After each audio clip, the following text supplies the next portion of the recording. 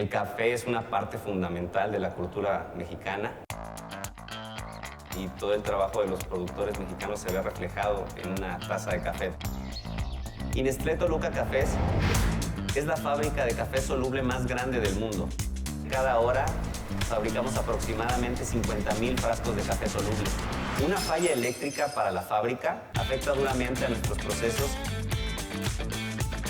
Mis principales preocupaciones era provocar paros no planeados, saber la salud de mis equipos y saber la continuidad de mi proceso. EcoStructure Asset Advisor me permite monitorear mis equipos en tiempo real, almacenar datos históricos y me permite la planeación de mantenimiento.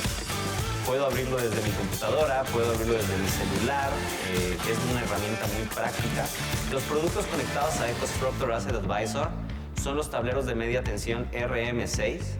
Tenemos conectados tableros de baja tensión QD-Logic y tenemos monitoreo en los transformadores Trial de Schneider Electric. Cuando EcoStructure Asset Advisor detecta una falla, este lanza alarmas tanto para mí como para el equipo de Schneider Electric. Cuando arrancamos Asset Advisor, inmediatamente detectamos un punto caliente y la herramienta nos permitió alinear esto a un paro planeado para poder atender la emergencia y no provocar una falla mayor.